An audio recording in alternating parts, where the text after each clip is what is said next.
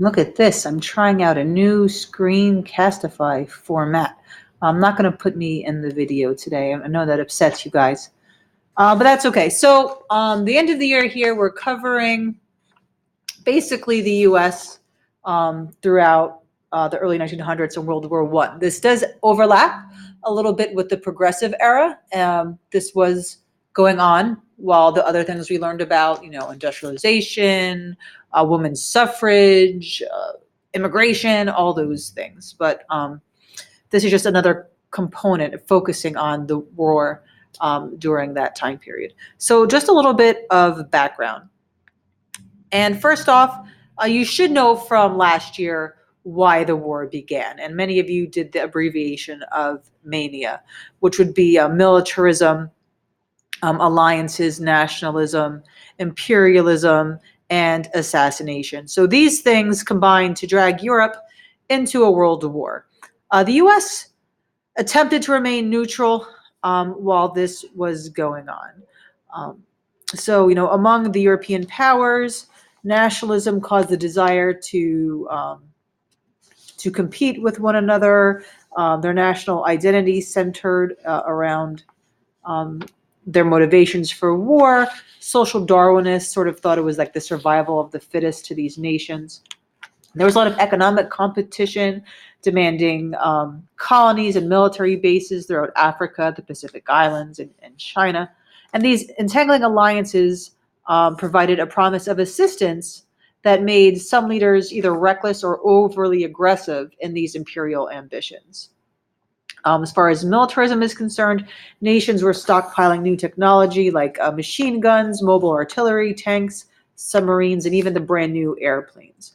Then the assassination happened on June 28th of 1914 when Serb nationalists assassinated the heir to the throne of Austria-Hungary, which was Archduke Franz Ferdinand.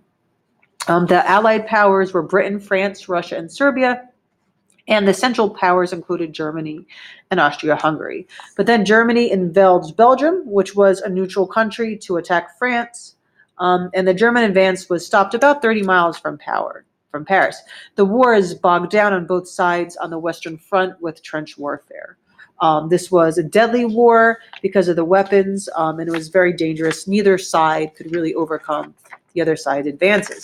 So this war is dragging on in Europe, and the whole time, President Wilson was urging Americans to remain neutral. And he even made a statement on August 4th of 1914 that the U.S. will remain impartial in thought as well as in actions.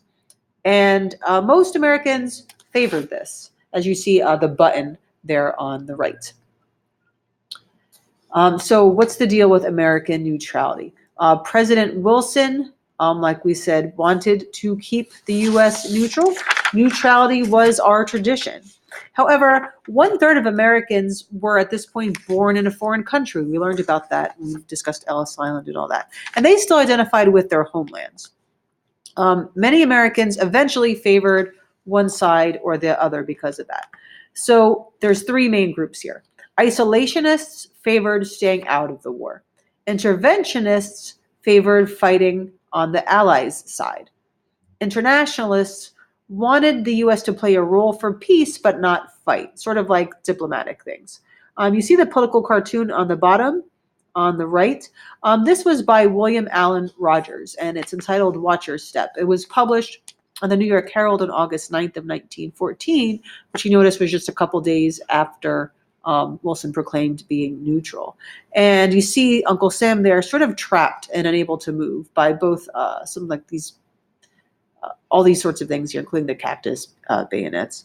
And what's happening here is when he declares neutrality, it's really still restraining other leaders in the United States as far as the control of shipping, troop movements, or to rescue Americans who were stuck in Europe at the time. So early in the war, the British Navy had set up a blockade of Germany, and the goal was to intercept contraband goods. In defiance of international law, Britain also prevented non-contraband goods, such as food and gasoline, from reaching Germany. Didn't make Germany too happy. Germany so responded by trying to blockade Britain. Then German U-boats torpedoed ships bound for Britain. On May 7th, 1915, the U-boat sank the British ship the Lusitania, which was off the coast of Ireland, which killed 128 Americans and almost 1,200 people total. Americans were angry about this. Germany failed to keep its promise to not sink any more passenger ships.